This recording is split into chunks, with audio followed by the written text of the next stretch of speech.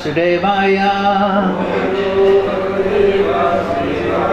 Om Namo Bhagavate Vasudevaya. All together, please.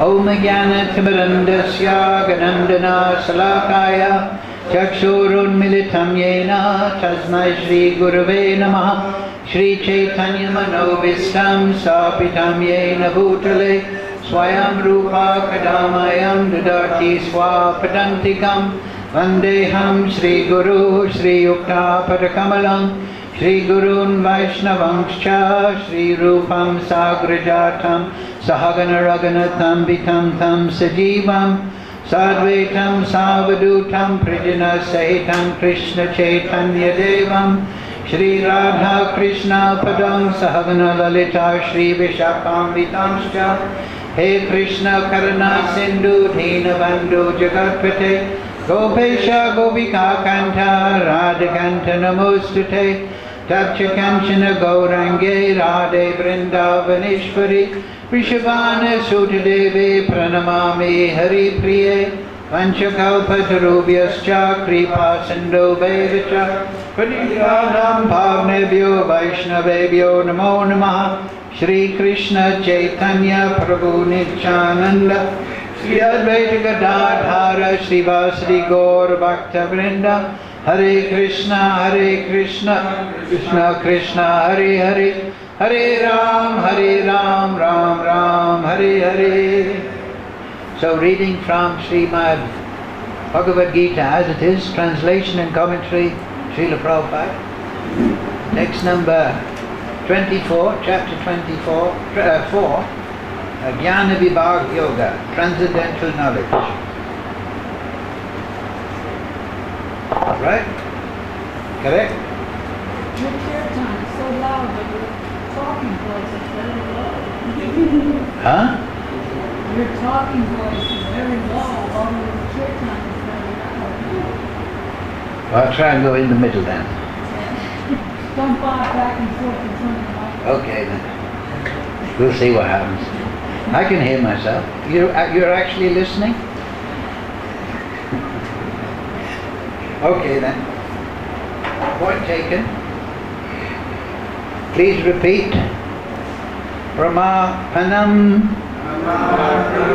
Brahma Havir Brahmagno Brahmana Hutam Brahmaiva Tena Kartavyam Brahma Karma Samadhina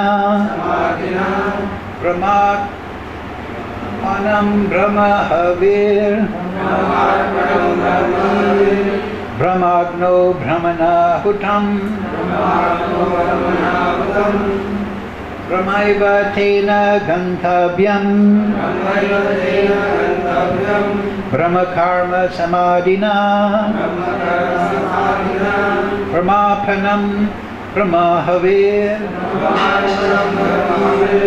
Brahmagno Brahmana Hutam Brahmaiva Tena Kartavyam Brahma Karma Samadhina Brahmapanam Brahma Havir Brahmagno Brahmana Hutam Brahmaiva Tena Kartavyam Brahma Karma Samadhina. Okay. Brahmarpanam Brahmavi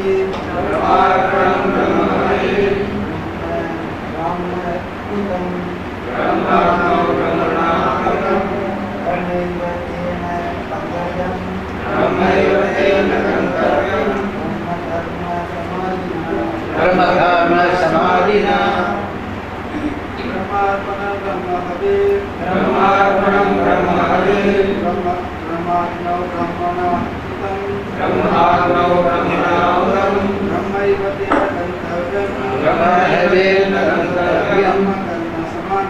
Brahma Karma Samadhina. Brahmarpanam Brahmahave Brahmarpanam Brahmahave Brahmagno Brahmanahutam Pramagno Brahmaiva tena gantavyam Brahma karma samadhina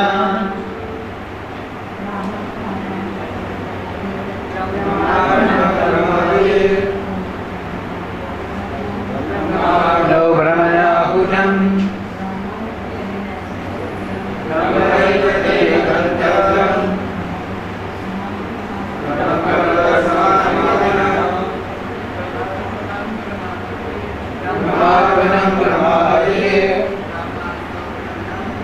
Brahmagno brahmana hutam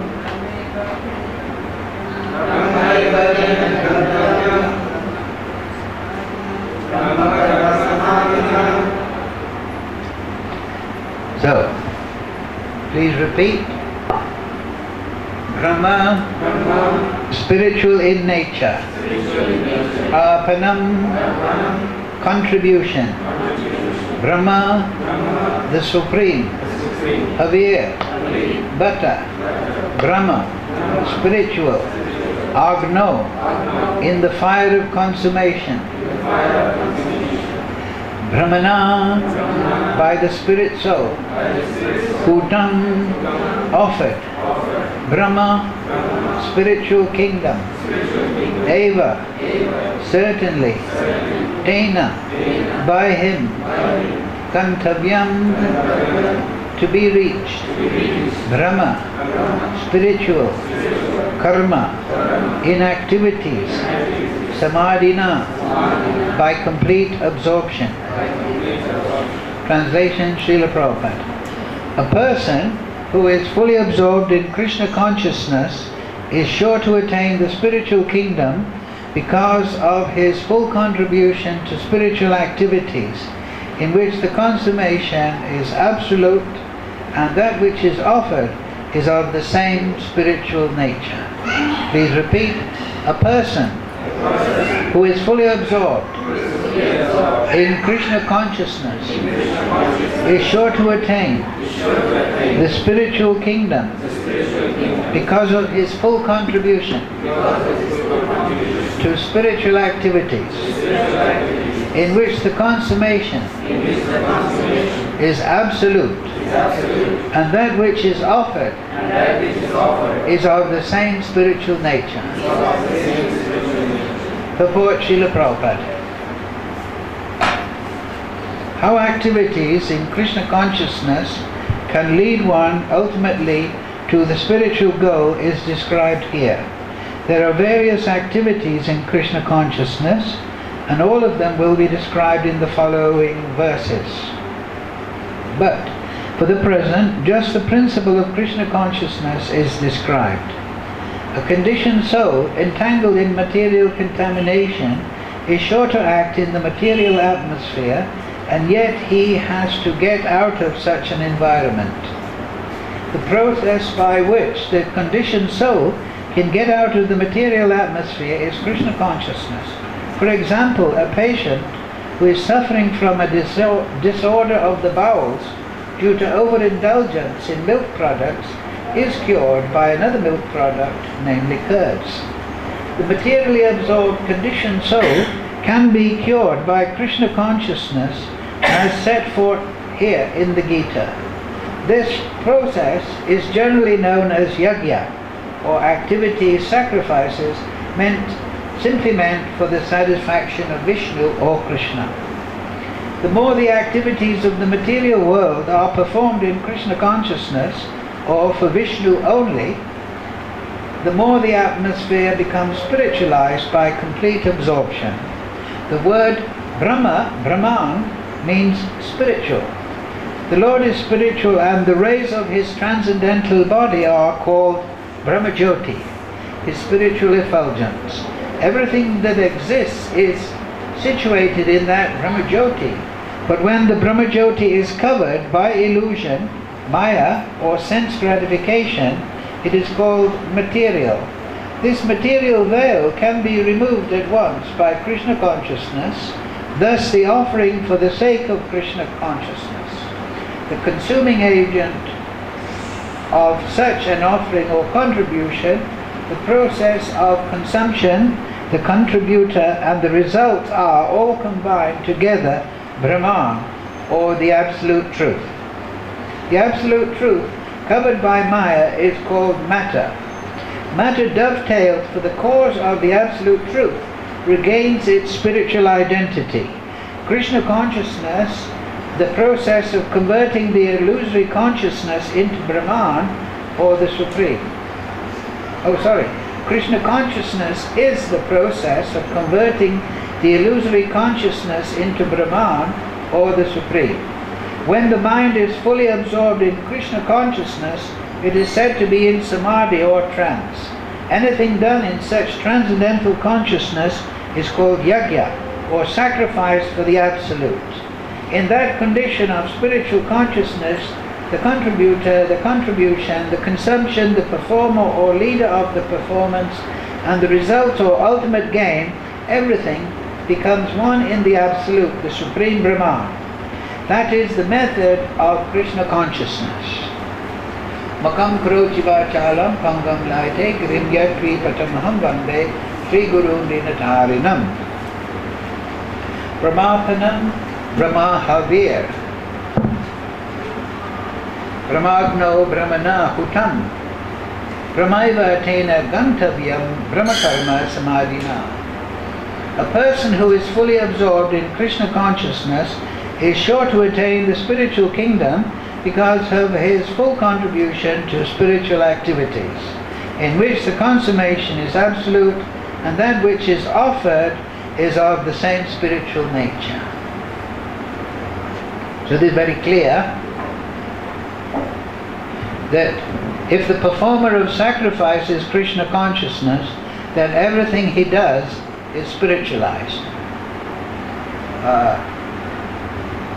But of course, then conversely, if the performer of so-called sacrifice, it wouldn't be sacrifice, if he is not Krishna conscious, then the materials are not converted to spirituality. So this material world and all the paraphernalia within it, they become converted to transcendental nature when they're used in the service of Krishna by a realized devotee acting under the order of Krishna in Guru Parampara. So this is what's talked about here.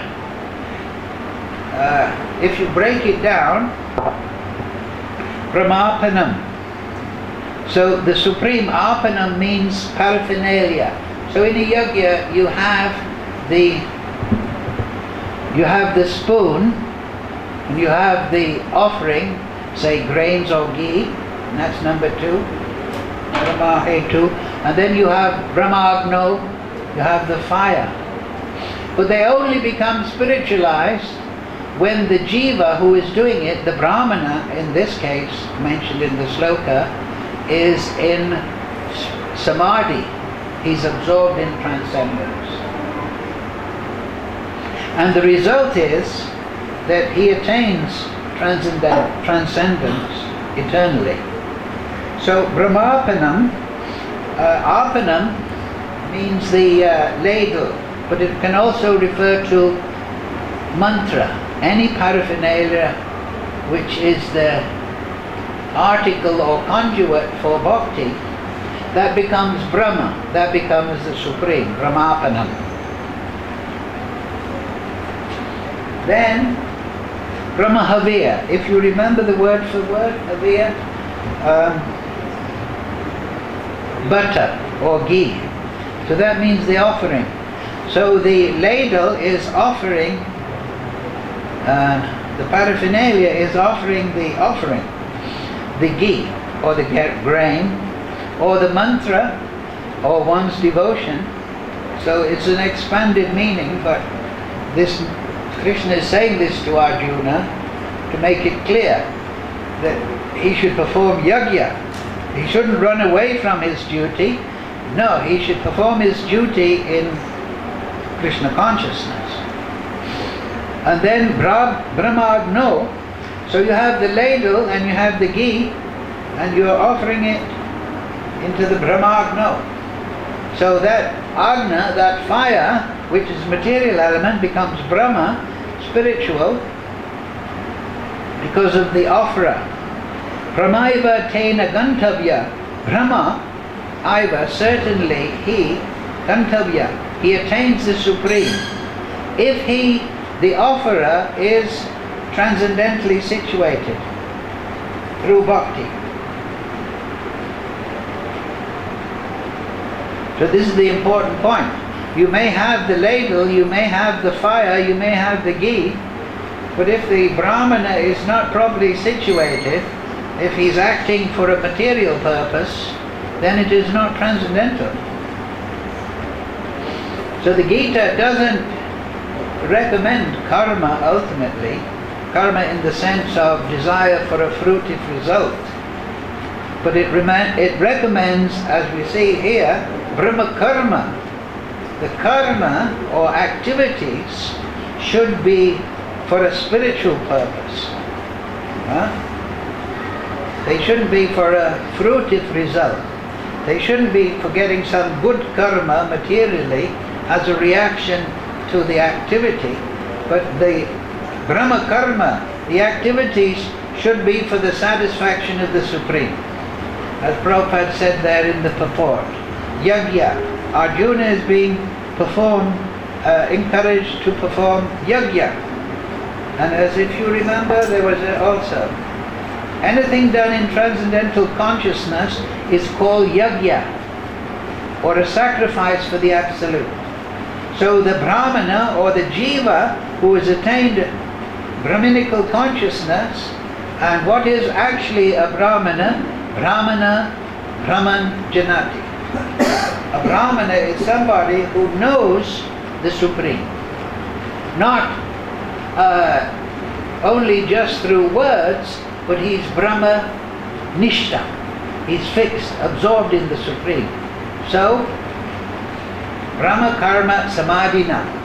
So when he's fixed or absorbed or he's in Samadhi, then everything he does, as Prabhupada says, is spiritualized into transcendence, even though it is performed with material elements. As Prabhupada pointed out there, if you remember in the purport, Prabhupada said that everything is within the Brahmajyoti, the effulgence, the expanded energy of Krishna.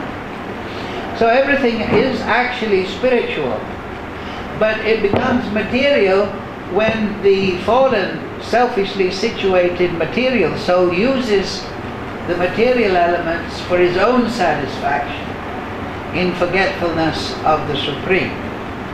But if that same spirit soul, under the direction of a Uttamadikari, realized devotee, enters bhakti, then he will become situated in the Supreme and his whole life will become spiritualized. So this is what's meant here. All the paraphernalia of the material world, when offered, like ghee into the fire of Brahman or the fire of Krishna consciousness, by a transcendentally spirit soul, absorbs that soul further into Brahman. And certainly that soul will attain the Supreme, the Brahman. Because earlier we've been seeing Krishna, if you remember, Krishna has been telling Arjuna, you must perform yajna. What is that? Yajnata kamano nyatra, lokoyam karma bandhana. Or else your activities will bind you to the material world. So if you perform things in Krishna consciousness, even in the neophyte stage, this is one of the points of Gopal Bhatta, even in the Hari Bhakti Vilasas explaining, even the neophyte, if he is acting under the direction of the Uttamadikari, in sincerity, then he is transcendentally situated. Even though his realization, his awakening to transcendence, his situation in transcendence is not fully revealed to him, still he is transcendental. He is situated transcendentally. And therefore even the Vaidhi Bhakta, the devotee who's on the beginning of following rules and regulations, he is to be considered performing transcendental service to Krishna. Though his service is in a, let's say, less realized, less absorbed state than the Uttamadhikari, still he's on the path. In the first sloka of Manashiksha, Bhakti Vinod makes this very clear. He says, who is a pure devotee? He offers obeisances to all the brahmanas and devotees and so on. So in the purport, the explanation is given. Who is a pure devotee? So you might think, oh, that means only the fully realized, self-realized. No. Bhakti Vinod gives a very interesting definition. He says that a pure devotee is he whose intention or aim or goal is a pure devotee. He may not be fully purified, he may not be fully realized, because who can fully realize Krishna anyway? Krishna is Ananta, unlimited. But because his aim, his sincere aim, is Krishna consciousness to satisfy the Lord through yajna, then he is a pure devotee. So that is very instructive. That ultimately, why are we in the material world? Because of impure desire. And why are we absorbed in Brahman? Because of pure desire. It is not because of the material energy, it is not because of the spiritual energy, it's not any other. The axiomatic reason is the consciousness of the individual soul. Therefore, it makes no real difference to a pure devotee if he is within the material energy or the spiritual energy, just in the same way that Krishna, when he comes to perform in the Bhoma Leela, he doesn't think, I've left the spiritual world, I'm in the material world. His devotees that accompany or manifest with him, they don't think, oh, we've left the spiritual world, we're in the material world. No. For the attitude of the soul defines whether he is materially or spiritually situated. But in the ultimate analysis, everything is spiritual. Achincha Veda Ved. Because everything is the energy of the purely spiritual source. Aham Sarvasya Prabhu, the Supreme Lord. So you cannot really say anything is different from that spirituality.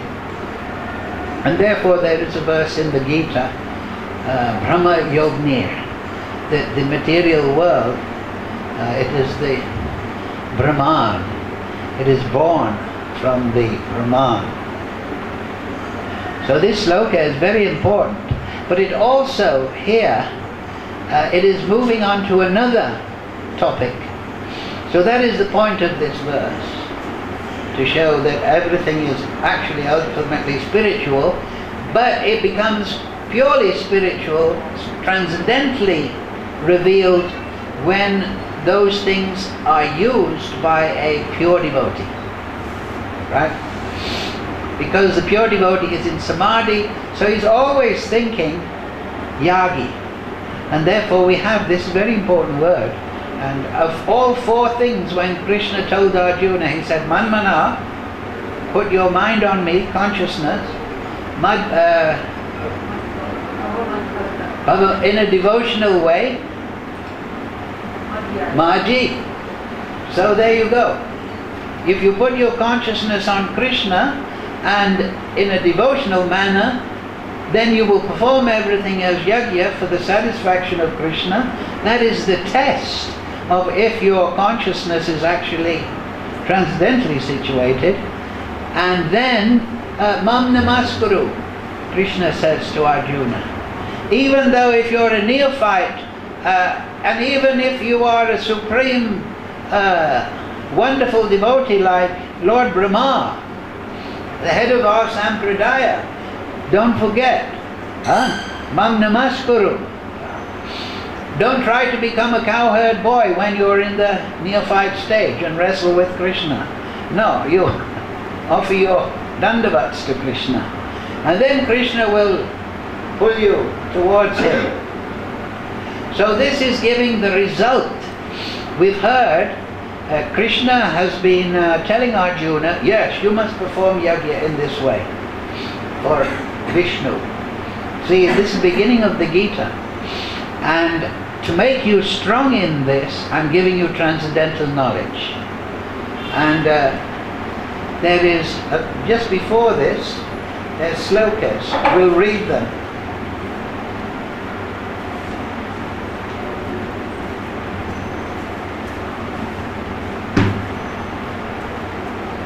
Yes, we'll start from number 19. One is understood to be in full knowledge, whose every endeavor is devoid of desire for sense gratification. So Krishna is glorifying the effect of knowledge here, Brahmagyan. He is said by sages to be a worker for whom the reactions of work have been burned up by the fire of perfect knowledge. So Krishna is emphasizing here that if you have Brahmagyan, knowledge, realization, if you're touching actually the Supreme through your sadhana, then all your karma phal, karma bij and so on, it's all burnt up. Abandoning all attachment to the result of his activities, so this is the sign, when your karma phal is broken up, that means the pollution in your mind, you won't be attached to fruits anymore. This is also another sign of the transcendentally situated person. He doesn't think, I'll get something from that. That is karma mishra bhakti. It's to be understood in the neophyte stage, just like jnana mishra bhakti. We'll explain this in a little bit. But the transcendentally situated devotee, he doesn't even consider the result. I'm serving Krishna, so I'll get something. Ever satisfied and independent. You see how brilliantly Prabhupada has translated. He performs no fruitive action, although engaged in all sorts of activities. So there. And then, such a man of understanding, realization of Krishna, acts with mind and intelligence perfectly controlled. They're under the guidance of Rishikesh. Krishna is Rishikesh. What is that verse? Rishikena Rishikesha Sevanam Bhakta Uchate.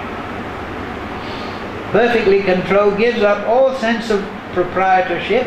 Everything belongs to Krishna, so why should I claim it? This is also a symptom of realization. Over his possessions, he may have possessions in the sense necessary for his bodily maintenance and so on, but he gives up sense of proprietorship. They are belonging to Krishna.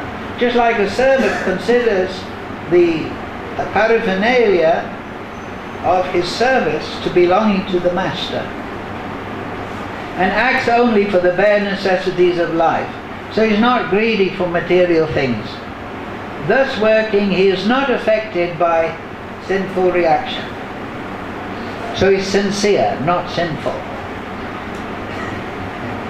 He who is satisfied with gain, which comes of his own accord, who is free from duality and does not envy, here's another symptom of somebody situated in Brahma Gyan, Bhakti, who is steady in both.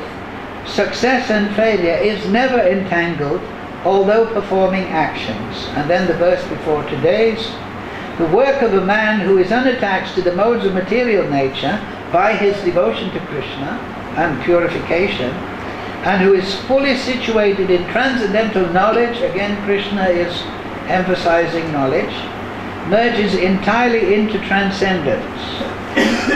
And then this verse explains that all the paraphernalia, all the offering, all his things, they become transcendentalized by a situation in spiritual knowledge. And also Krishna touches on that he will attain the transcendental abode. You see? Sure to attain the spiritual kingdom. So somebody may say that, okay, you're talking about transcendental knowledge, but what's the result? You're telling me to perform yajna and to do my duty for Vishnu, Krishna, But then the natural, okay, I'll do that, but what about the result? It's good to bring up that topic. Well, first point is, before we get too hung up on knowledge and this, we should understand, what does Lord Brahma say? Vedesha durlamam adurlamam atma bhakto. Right? That you don't attain realization of Krishna just from Vedic knowledge, but by atma bhakti. And that is also there in the beginning of the Bhagavatam. What is that verse? Vasudeva Bhagavati Bhakti Yoga Prayojita Jnaniti Asuvairagyam Jnanam Chayat Ahoitikam.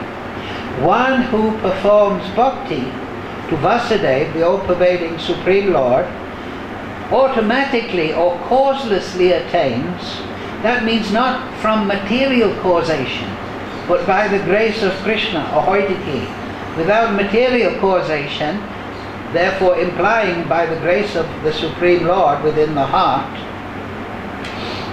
he attains jnana vairagya yuktaye. That if you attain jnana or realization of the Supreme, then you will also automatically attain vairag. In this context means detachment from the modes of material nature. So though this chapter at the beginning of the Gita is expounding the importance of transcendental knowledge, we should understand the process, which will be explained later, and also in the Bhagavatam, in that verse I explained. It's really attained not by the search for knowledge, but as the child of bhakti, by bhakti. Because Bhakti Devi has two sons, Jnana and Vairag. So that's the meaning, Vasudeva Bhagavati Bhakti Yoga. If you perform bhakti, then you get the pure realization of the Supreme Lord. And that pure bhakti. So what is jnana? It means knowledge. In this context, it means knowledge, experience of the Supreme. Not just Brahma-vid, knowledge of jnana, of the Supreme. Like you may get that from the Vedas. Oh, Krishna is the source of everything. But we don't want to be just Brahma-vid. We want to be Brahma-nishta. We want to be realized, fixed in the Supreme. One will lead to the other if you perform bhakti. So yes, you want knowledge, but don't worry, it will be the child, or it will be the arrival of your bhakti process. So this is an important point.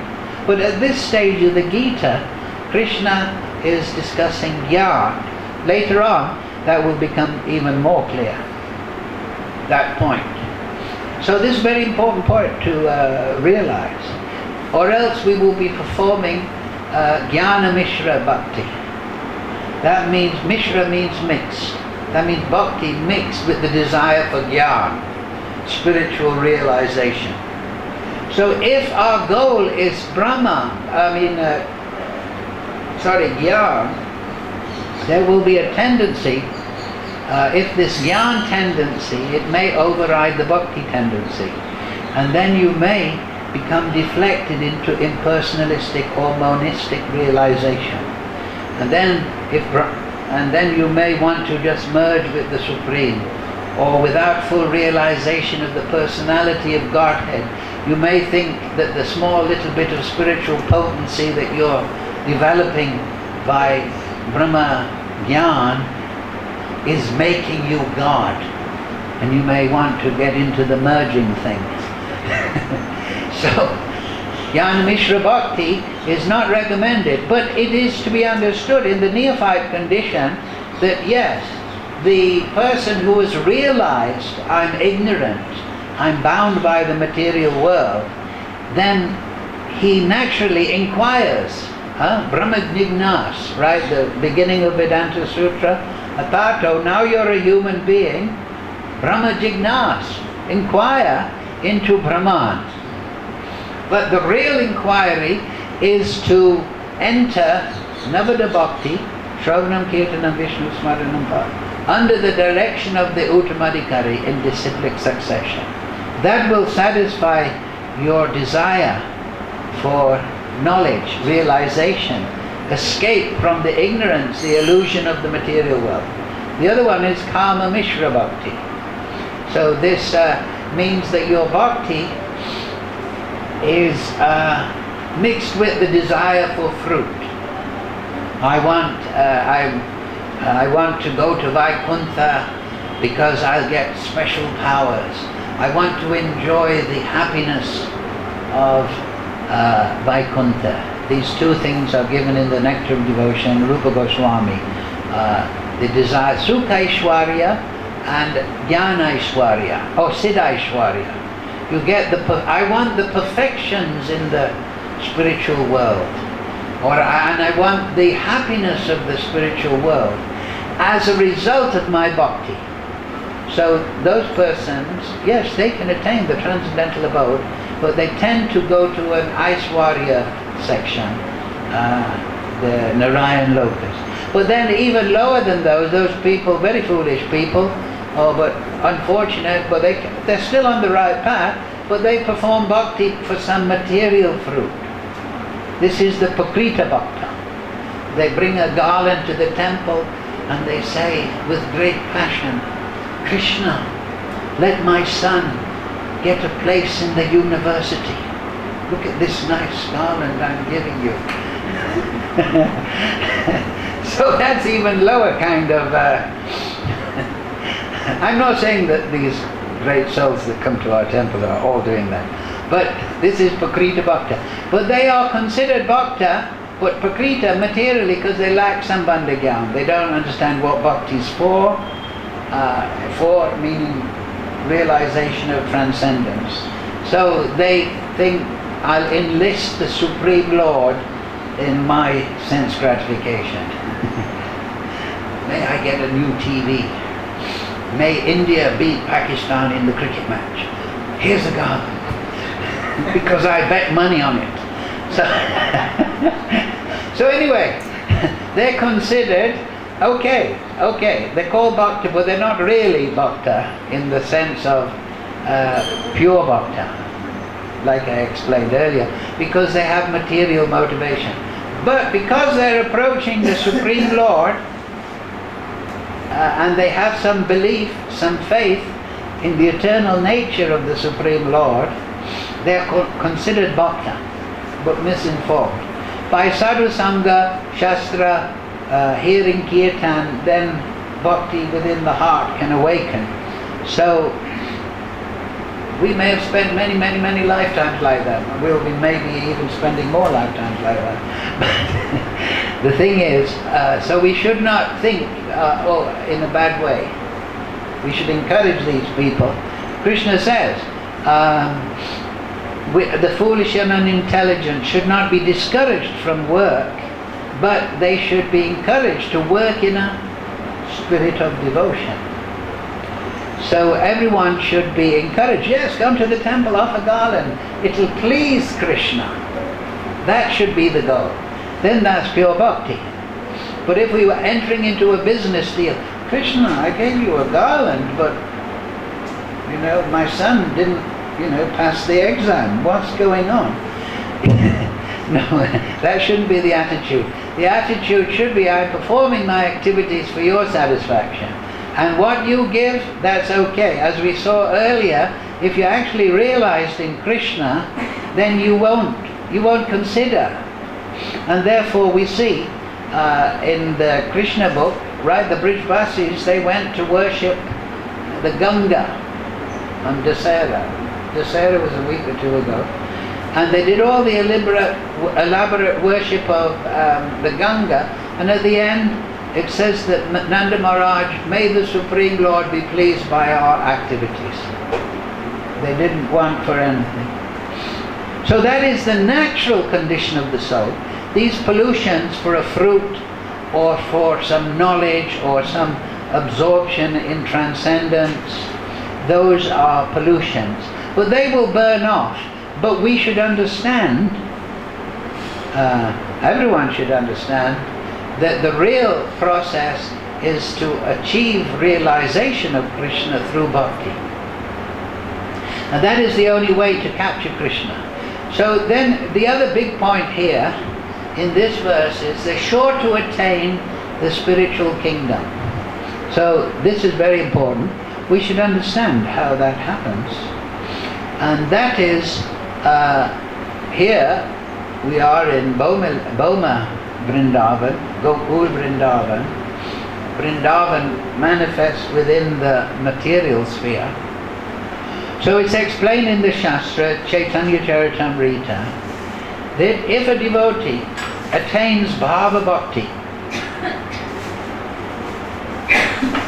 Bhava Bhakti is, when Bhakti is divided into two, Bhava Bhakti is the first section of the second part.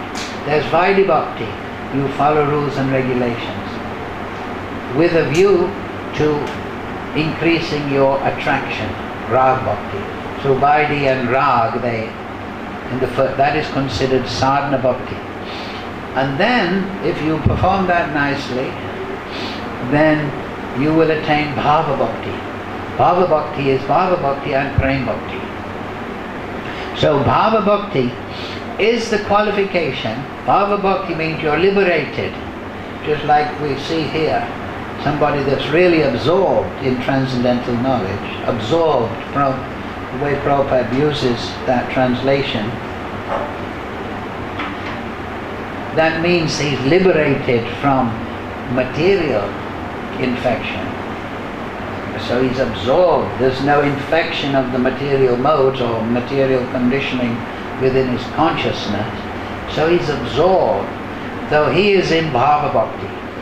So that person, not even attaining Prem, because Prem is the condensation or concentration of Bhava. What is Bhava? Bhava Bhakti is ecstatic devotion. Rag Bhakti means attraction. Attraction leads to rati or attachment, ashakti, and that leads to bhava. So at Bhava Bhakti stage, one is ecstatically attached to Krishna. The consciousness is fixed on Krishna. Manmana bhavamad bhakto. So at that stage is the immature stage of Prem. At that stage, the Swarup manifests. What is the Swarup? It means the intrinsic spiritual form of the Jivatma, of the soul. Every soul is like a seed with a spiritual form lying dormant. Through bhakti process, Vaidhi, Rag, then this spiritual form blossoms. So at this Bhava stage, the spiritual form is beginning to manifest, and in this ecstatic form he's relating directly with Sri Krishna, realizing Krishna. He's in a state, as this verse says, samadhi, absorption in the Supreme. He realizes his spiritual form, his spiritual nature, rupa. Swarup means own form and nature, constitutional nature. He realizes that, and then that condenses, concentrates, if you like, into Prem. So at Bhava Bhakti, the soul that attains Bhava Bhakti, he is Uttamadikari. Uttama, up, above. Tama, Tama, above. Adhikari means qualification. He has that qualification, that he is above the material modes. So when he leaves his body, as we all must, he will automatically go to the Boma Leela. Krishna will take him, Rishikesh will take him to the Boma Leela. He'll take birth in the association of the Nitya Siddha and the Sadhana Siddhas and the Kripa Siddhas, in the Boma Leela of the particular universe wherein Krishna's pastimes are beginning to be manifest. And there his bhava will get final concentration into Prem in the association of the Nitya Siddhas. And that is how he becomes an actual associate of the Supreme Lord eternally. And so this is very important. The result of Krishna consciousness, it's mentioned here, attains the spiritual kingdom. And that is a curiosity, and that should be understood, though we do not want a material fruit or the opulence or the perfections of Vaikuntha, the devotee should desire the full manifestation of his Swarup, his spiritual nature and spiritual form. But for what purpose? Because in that form he can more completely satisfy Sri Krishna.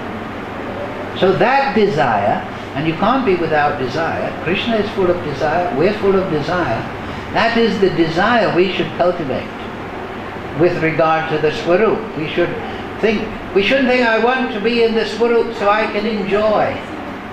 No. I want to have my Swarup so I can serve Krishna more capably, more perfectly, more intimately. So this is a very important point.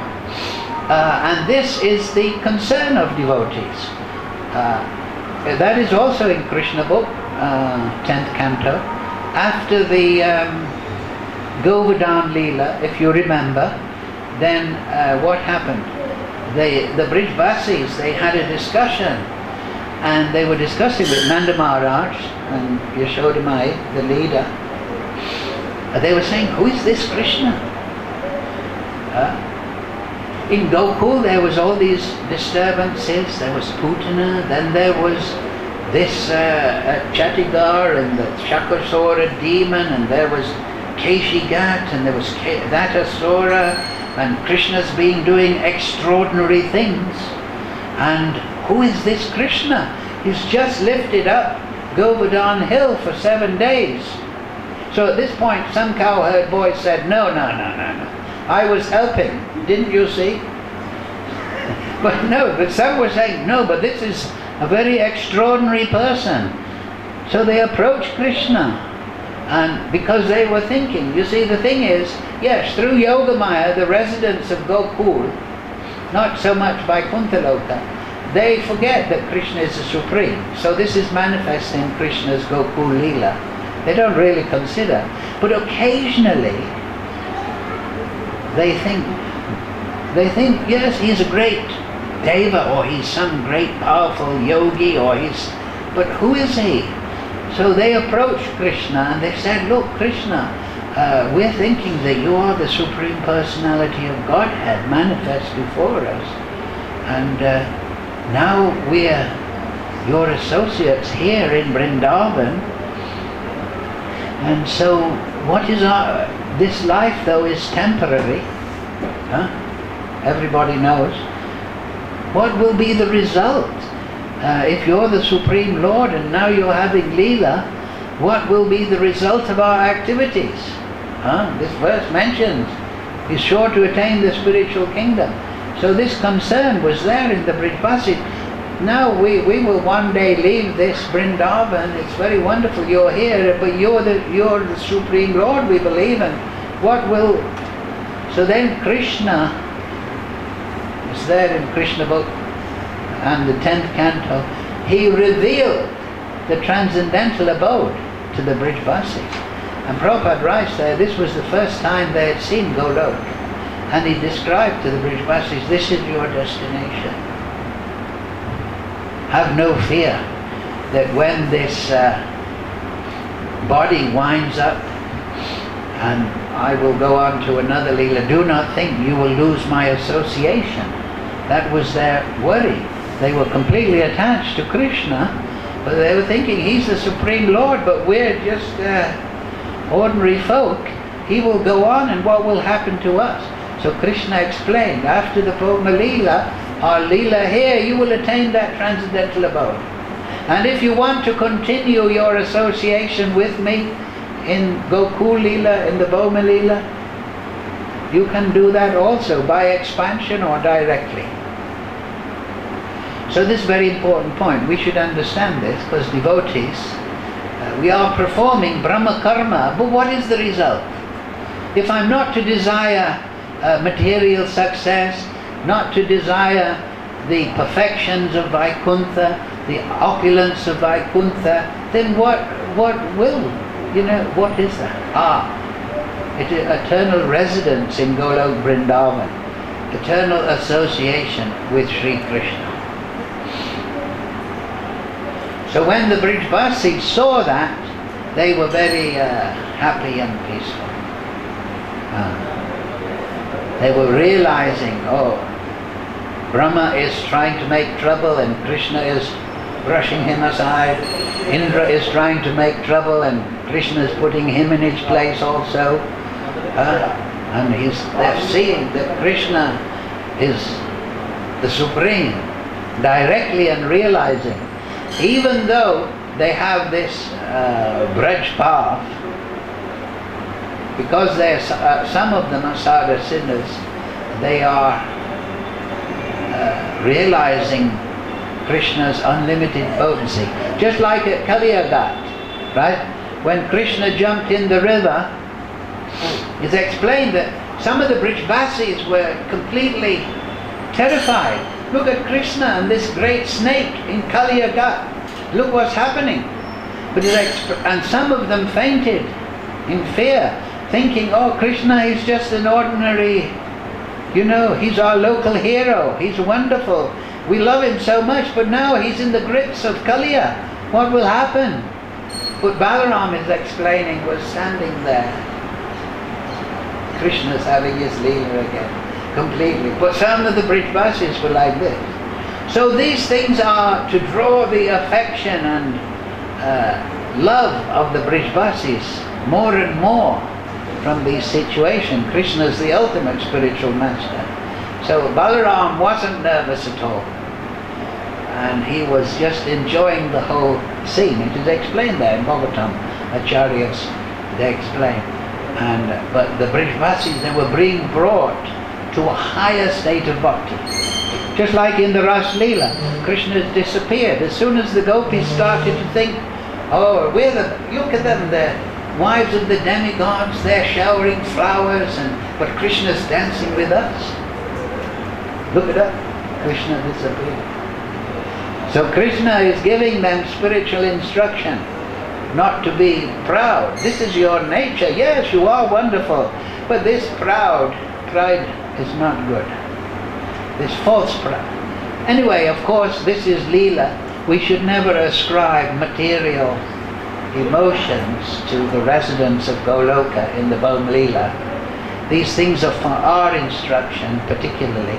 But if we contemplate them and read the Acharya's purports, then we will understand the transcendental realm even more. And that is bhakti, to meditate on Krishna Leela. Through Nam we realize Rupa, then we realize Guna, then we realize Leela. And Leela means including the Sangha. So these are the fit contemplation. And this is what's really meant by Bhakti Samadhi. Contemplation of the Supreme Lord's Nam Guna Rupa Leela, Nam Rupa Guna Leela. And at the beginning, though, we're doing this arpanam, offering the paraphernalia, the offering itself, the ghee, symbolically the ghee or the mantras or whatever, in the fire of bhakti, and that from a realized position of bhakti, from a position of bhakti sadhana, and then Gantavya, that soul, attains the spiritual kingdom by his absorption in the activities of Krishna consciousness. So that's what this verse is saying. So we'll finish on that point. Any question?